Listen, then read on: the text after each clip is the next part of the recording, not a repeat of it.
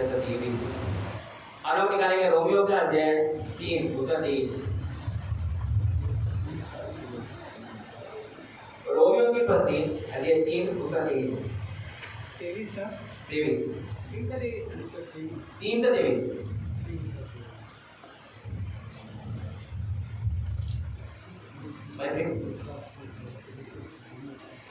उनको हमारे आप बड़ी हमारे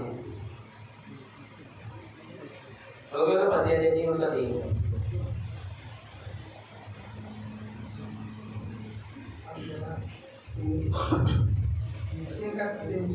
हाँ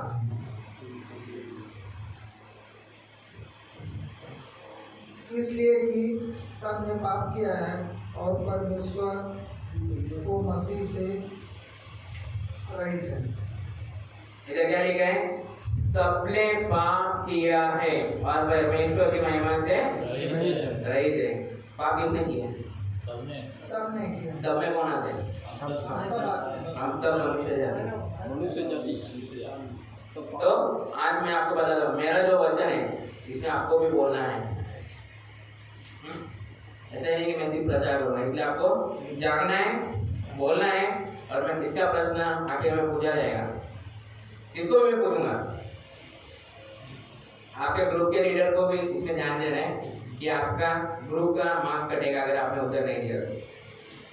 जागो, वचन सुनो अच्छे से और वचन समझो। मैं आपके भाषा के लेवल में आपको बोलना चाहता हूँ। इधर क्या लिखा है? सबने पाप किया है और परमेश्वर की महिमा से रहित है। हम आते हैं रोमियो का पत्री अध्याय 3 उसका 6 के 23 में।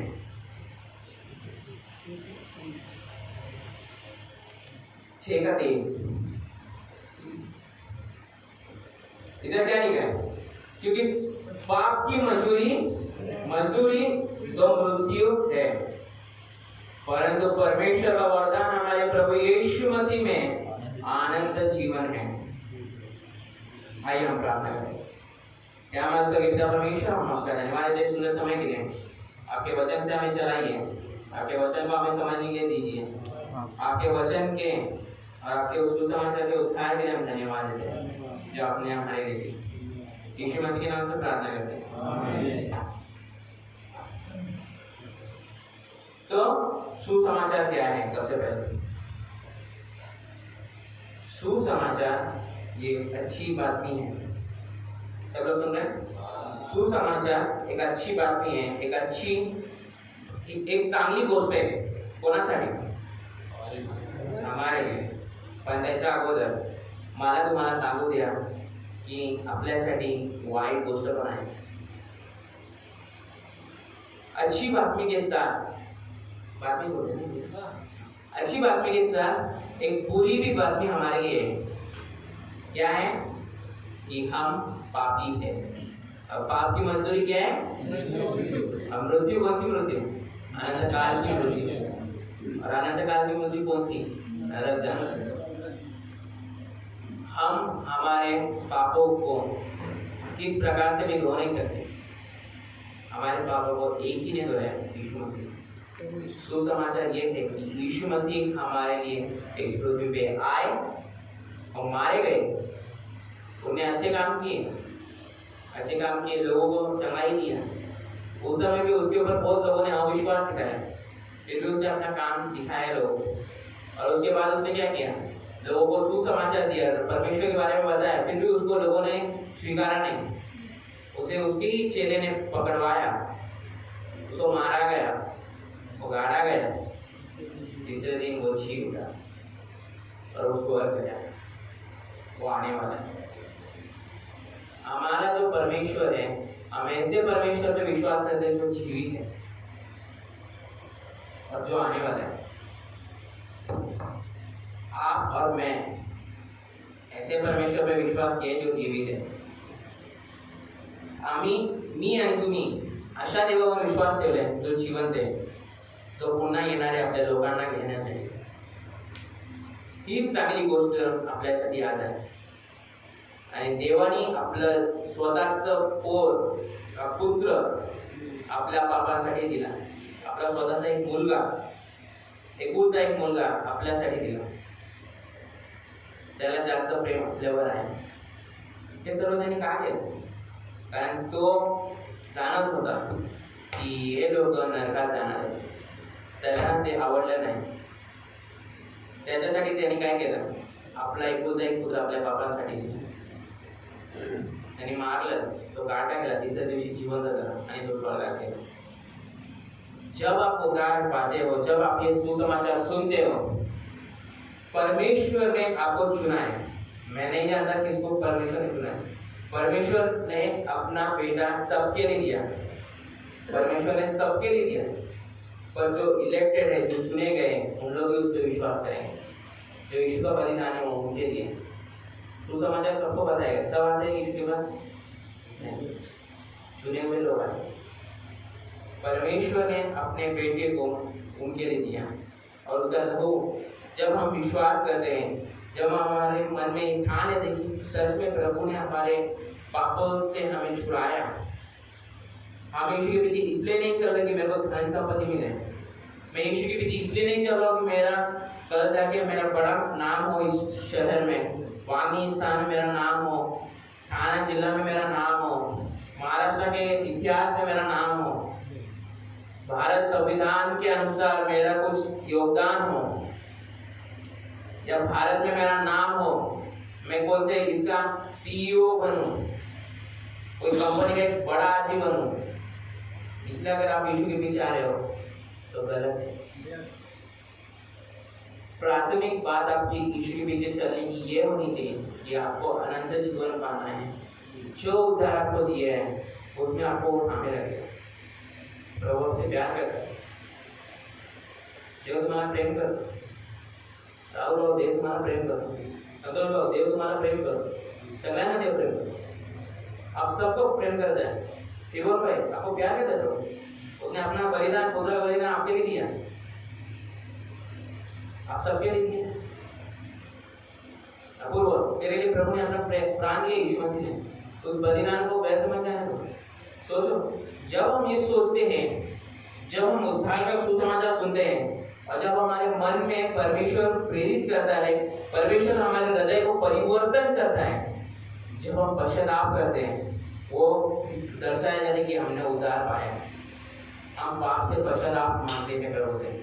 प्रभु मैं जानता हूँ कि मैंने ये सब कुछ किया, पर मैं ये भी जानता हूँ कि तूने मेरे लिए प्राण दिया, तूने मेरे लिए ये सब कुछ किया, इसलिए आज तेरे उस बलिदान के द्वारा मेरे पाप धुल सकते हैं. यीशु मसीह के उस लहू के कारण आज हमारे पाप धुल गए. क्या आपने बहुत अच्छे अच्छे पाप किए, छोटे छोटे पाप किए, ऐसा लगता है आपको? जन्म से लेके आज तक पहली बात पाप है, कोई छोटी कोई बड़ी पाप नहीं है. दूसरी बात, हमारे से बहुत पाप परमेश्वर के विरुद्ध हुए, फिर भी प्रभु ने उसके लहू से हमें धो दिया. सिर्फ हमने क्या किया? उसे क्षमा मांगी, हमने पश्चाताप किया. पश्चाताप करना मतलब अपने मन के विचारों को बदलना. हमारे मन के विचार क्या थे? पहले परमेश्वर के विरोध थे, हम गलतियां करते थे, हम गलत कामों में थे. पर जब हम पश्चाताप करते तो हम क्या देखते कि प्रभु ने हमारे लिए प्राण दिए, प्रभु ने हमारे लिए किया, इसलिए हम उसके पास जाएंगे और उसके लिए जिएंगे.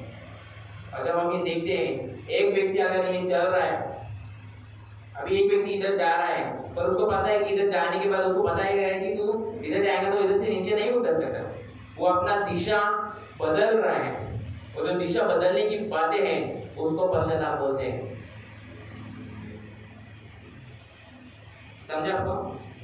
वापिस बोलता हूँ, पश्चाताप को किस बात को बोलते हैं? जब एक व्यक्ति अपने दिशा में जो चल रहा है उसको बदलता है और दूसरी दिशा में चलता है, उसको पश्चाताप बोलते हैं. और उधर दिशा कौन सा फर्क है? बदलता है. वो नरक के रास्ते पे चल रहा है, आप नरक के रास्ते पे, हम सब नरक के रास्ते पे चल रहे हैं. पर प्रभु के सुसमाचार ने हमारे हृदय को परिवर्तन किया, हमारे हृदय में परमेश्वर के वचन ने काम किया, उसके सुसमाचार ने काम किया. उस वचन को सुनते ही हमने पश्चाताप किया, पश्चाताप करते ही हमने अपना रास्ता मोड़ दिया और अब हम स्वर्ग के रास्ते पे चल रहे हैं.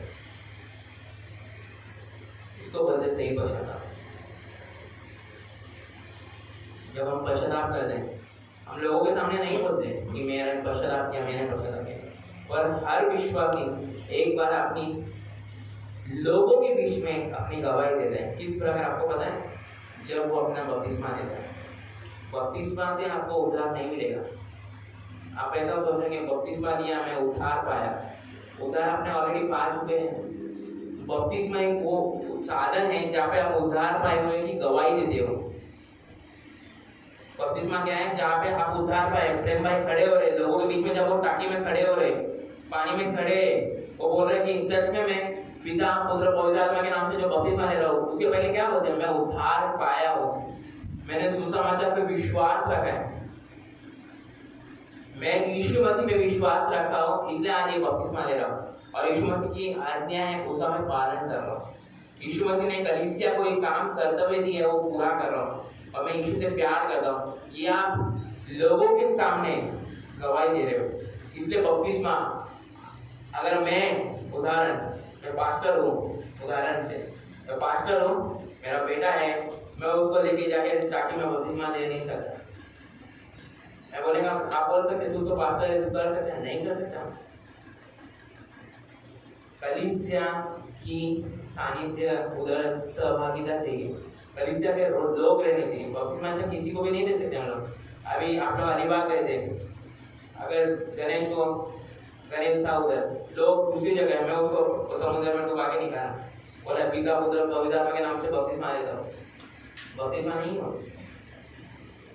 कलीसिया की समूह चाहिए उसमें, क्योंकि कलीसिया के सामने वो अपने विश्वास की कबूली देता है कि मैंने विश्वास किया। जैसे आपने अभी दिया ना कि आप यीशु के पीछे क्यों चल रहे हैं। अगर आपका जो विचार है यीशु के पीछे चलना, अगर धन संपत्ति पाना, सुख शांति पाना, आनंद पाना, ये प्राथमिक है, तो आप सोचो इस पर। जर तुमची इच्छा येशूच्या मागे चालण्याची ही आहे की माझं घरदार चांगलं होईल, मी येशूच्या मागे चाललो तर माझ्या घरात शांती राहील, जर तुम्ही हे प्राथमिक गोष्ट ठेवली आणि जे उद्धार कारण तुम्हाला स्वर्गात जायचे ती तुम्ही द्वितीय गोष्टी ठेवली, तर तुमची जी मार्ग आहे ते तुम्ही चुकीचे आहे। अगर आपने उद्धार पाना ये दूसरे बात पे रखा, दूसरे मुद्दे पे रखा, और पहला मुद्दा, प्राथमिक मुद्दा आपने ये रखा, प्रथम मुद्दा ये रखा कि मेरे को धन संपत्ति, गाड़ी, पैसा, बंगला चाहिए, नाम चाहिए, अगर आपका ये है तो आप गलत सोच रहे हो मेरे भाइयों। बदलो अपने सोच को। हम यीशु के पीछे इसलिए नहीं चलना है कि मेरे को आनंद मिले। एक बात याद रखना, यीशु के पीछे चलना आसान बात नहीं है। यीशु सदाओं से रहे, हम भी सदाओं से जाएंगे। कौन सी भी सदा हो, यीशु को घर से सदा मिला, यीशु को अपने भाइयों ने सताया, उसकी मजाक उड़ाया, यीशु को अपने शिष्यों ने छोड़ा, उसको उसके गांव से निकाला गया। आप क्या सोचते हो कि मैं यीशु के पीछे चलूंगा तो मेरे को ये नहीं, मेरे घर पे एकदम आराम सुख शांति रहेगा? या अगर आप सोच रहे तो आप प्लीज विचार करो, मेरी कृपा करके आपसे विनती है, विचार करो आपके उद्धार पे। अगर आप यीशु के पीछे चल रहे हो, आपको दुख उठाना है, और दुख उठाना क्यों है कि यीशु ने भी दुख उठाया, और उसके पीछे चलने वाले के लिए दुख ये है। हम प्रभु के पीछे चल रहे हैं, हमारे जीवन में दुख आएंगे, पर एक उम्मीद है हमको कि प्रभु हमें उसमें थामे रहेगा। ये उम्मीद समझे आपको मैं क्या बोला? दुख क्लेश संकट आएगा आपके जीवन में, आप उद्धार पाए, यह आनंद साजिक है, एकदम ऑब्वियस है, या आनंद निश्चित है, पर आपको एक उम्मीद है उसमें। क्या उम्मीद है? कि आपको प्रभु अपने विश्वास में थामे रखेगा, आपको गिरने नहीं देगा, डगमगाने नहीं देगा आपके विश्वास में। ये उम्मीद है क्या आपको? अगर उम्मीद है तो आप प्रभु के पीछे चलोगे। आप जो उद्धार पाए वो ऐसे ही आपके हाथ में आ गए, और उसके लिए यीशु मसीह ने अपना प्राण दिया। ये बात याद रखिए, प्रभु यीशु मसीह को अपना लहू, अपना बलिदान देना पड़ा। प्रभु यीशु मसीह ने अपना पुत्र गवाया सिर्फ हमको पाने के। दूसरी बात, आज हम पाप के बंधनों से, शक्ति से मुक्त हुए, पर आज हम पाप में हैं। पर अगर आप अपने आप को विश्वासी बोल रहे हो, आप किस प्रकार उद्धार पाए हुए व्यक्ति लगोगे। अन्य जाति को जब हम देखते हैं, उन लोग पाप में आनंद करते हैं, पर हम जो विश्वासी लोग हैं जिन्हें सच में उद्धार पाया है, उन लोग क्या करेंगे? पाप होता है उनसे, पर उसमें से उन लोग निकलने का प्रयास करेंगे। प्रभु ने मदद करेगा कि वो पाप में, क्या आप लोग से पाप नहीं होता? मेरे से पाप नहीं होता? क्या आप लोग झगड़ा नहीं करते? गुस्सा आने पे गाली नहीं देते? आप लोग से मारामारी नहीं होता?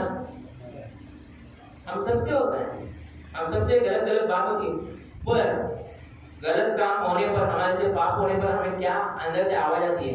भाई तूने गलत किया है, बदल इसे। ये प्रभु का वचन हमसे बोलता है, तूने गलत किया।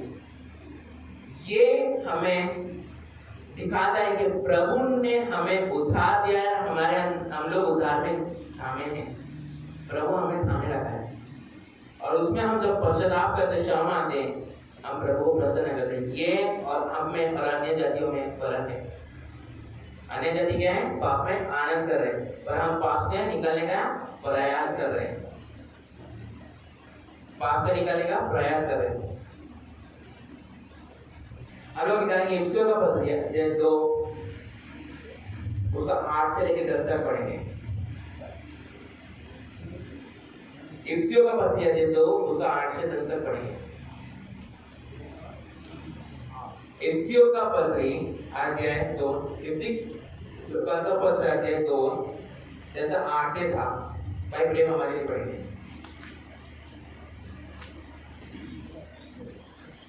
इफ्सियों का पत्र 2 उसका 8 से लेकर 10 तक। क्योंकि विश्वास के द्वारा अनुग्रह हो से तुम्हारा उद्धार हुआ है, और यह तुम्हारी ओर से नहीं वरना परमेश्वर का दान है, और न कर्मों के कारण, ऐसा न हो कि कोई घमंड करे, क्योंकि हम उसके बनाए हुए हैं और मसीह यीशु में उन भले कामों के लिए सृजे गए हैं जिन्हें परमेश्वर ने पहले से हमारे काम करने के लिए तैयार किया है। हमें क्या लिखा है? पहला क्या लिखता है? पौल क्या कहता है? क्योंकि विश्वास ही से तुम्हारा उद्धार हुआ है। किसके कारण उद्धार हुआ है? किसका विश्वास? तुम्ही का उद्धार हुआ है, तुम्हारे ही विश्वास से तुम्हारा उद्धार हुआ है। तो उधर क्या लिखता है?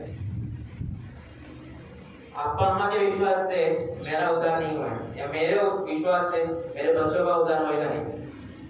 हर एक व्यक्ति का जो उद्धार है वो उससे ही बचाएगा, किसी के घरदार के बच्चों को नहीं बचाएगा। विकास का उद्धार विकास को स्वर्ग लेके जाएगा, पीटर जोसेफ का उद्धार पीटर जोसेफ को स्वर्ग में लेके जाएगा। विश्वास से तुम्हारा उद्धार हुआ है। और आगे पौल क्या कहता है? और ये तुम्हारी ओर से नहीं है। सब लोग पढ़ो, ये तुम्हारी ओर से मराठी में क्या लिखा? मराठी में बाइबल पढ़ो।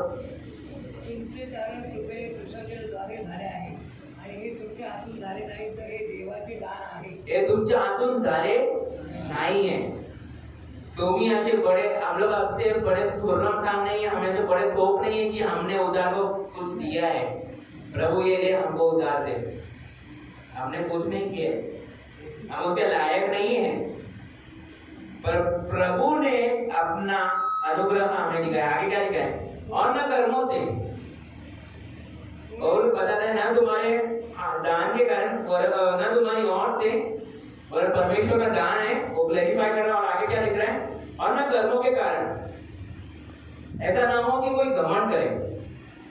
जब आप घमंड कर्म करते हैं, अगर एक व्यक्ति जाके दूसरे व्यक्तियों को दे रहा है कि, तो एक व्यक्ति अगर कोविड के समय जो लोग दे रहे थे, उन लोग क्या कर रहे थे? खाना जो देते थे लोगों को, उन लोग क्या करते थे? फोटो खींचते थे। और लोग क्या सोचे कि हमने कर्म का काम किया है, बड़ा दान किया है, धर्म किया है, धर्म का काम किया है। हम भी ऐसा सोच के अगर उद्धार पाया ऐसा सोचेंगे तो हम बहुत बड़े दान करेंगे। इधर इस संसार में बहुत लोग दान धर्म करते हैं, सबको उद्धार मिलेगा। हमारा उद्धार हमारे कर्मों से नहीं है, क्योंकि हमारे कर्म कचरे के समान है प्रभु के सामने। तुलसियों की पत्री में कहता है कि तुम्हारे जो कुछ भी कर्म है, जो कुछ भी तुम्हारे काम है, वो परमेश्वर जब नापेगा उसको, वो आग में भस्म हो जाएगा, वो एकदम कचरे के समान है। इसलिए पहली बात, हमारे कर्मों के कारण हमने उद्धार पाया है। मैंने बहुत बड़े काम किए इसलिए मैंने उद्धार पाया, ये गलत सोच निकाल दो। परमेश्वर ने तुम्हारा उद्धार क्यों किया है, वो कर्म से क्यों नहीं किया, उधर वो क्लैरिफाई कर रहे। क्यों? क्योंकि आप घमंड करेंगे, मैं घमंड करूंगा कि मैंने कर्म किया इसलिए मेरा उद्धार हुआ है। अगर एक व्यक्ति अभी जगदीश प्रथम को कुछ दे रहा है, आज के जमाने में अभी iPhone 14 Pro दे रहा है प्रथम को, अभी जगदीश दे रहा है और बोल रहा है कि मैंने इसके ऊपर बड़ा उपकार किया है, और वो गणेश को जाके बता रहा है, देख मैंने जगदीश प्रथम के ऊपर उपकार किया है। वो क्या कर रहा है? घमंड दिखा रहा है अपना। क्यों दिखा रहा है? क्योंकि उसने उसका पैसा गया है, उसका सब कुछ गया है, प्रथम को कुछ देना पड़ा।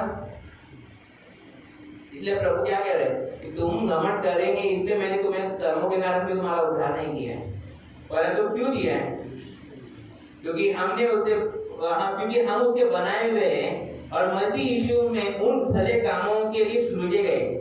हमारा उद्धार का क्या लक्ष्य होना चाहिए? भले काम। और यीशु मसीह में भले काम के लिए सृजे गए जिन्हें परमेश्वर ने पहले से हमारे करने के लिए तैयार किया है। हमारा जो उद्धार है प्रभु की अनुग्रह से हुआ, हमारे कामों से नहीं हुआ। समझ में? हमारा उद्धार परमेश्वर